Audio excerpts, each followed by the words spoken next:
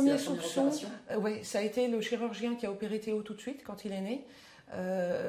Bon, au-delà des questions de est-ce que notre enfant va survivre, la deuxième question c'était mais pourquoi, d'où ça vient? Et donc il nous a dit c'est une malformation rare, il n'y en a que 200 par an en France. Ça se traite par la chirurgie, donc ça n'intéresse pas beaucoup les laboratoires pharmaceutiques qui sont les financeurs des études médicales. Donc il n'y a pas beaucoup d'études qui sont faites là-dessus.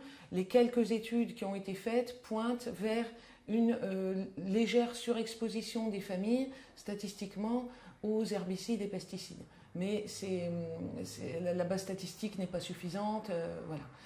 Et nous, notre premier réflexe, ça a été de dire, ah ben non, nous, alors ça, s'il y en a qui ne sont pas exposés à ces produits-là, c'est nous. On habite à la campagne, mais autour de nous, c'est des prés avec des vaches et des chevaux, et puis de la forêt. Donc il n'y a pas de culture dans un rayon de 500 mètres, 1 kilomètre. Et nous, il se trouve que, par choix, on mange bio depuis une dizaine d'années. Donc alors là, vraiment, mauvaise pioche, ça ne peut pas être ça. Bon, il dit, ok, ça peut être autre chose aussi, on ne sait pas, c'est très, très mal connu en fait. Bon, là-dessus, on a été engloutis par le combat pour la survie de Théo. Il a fait 6 mois de réanimation, 3 mois attaché, intubé, et au bout de 3 mois, ils m'ont fait une trachéotomie. Enfin bon, c'était compliqué. Très, vous avez un déclic, vous avez un souvenir? Oui, en fait, c'est 1 an après. Théo est né en mai. Le premier été, on a été sous l'eau, mais on va dire 1 an et 2 mois après, je me suis retrouvée à faire ce que je faisais tous les ans. C'est-à-dire qu'on a des chevaux à la maison parce que ça fait partie de notre métier, on fait du voyage à cheval. Et donc, je me suis retrouvée à passer un désherbant à base de glyphosate, donc un générique du Roundup, sur notre carrière d'équitation. C'est-à-dire un grand rectangle en sable qui fait 35 mètres sur 20, donc à peu près 700 mètres carrés, c'est quand même une surface assez importante.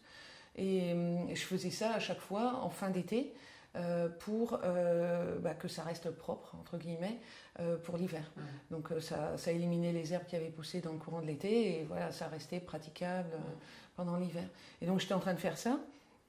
Et puis je pestais en moi-même parce que quand vous passez ce produit-là pendant plusieurs heures, ça vous prend le nez. On a beau faire comme ils disent, pas faire partant de vent, etc.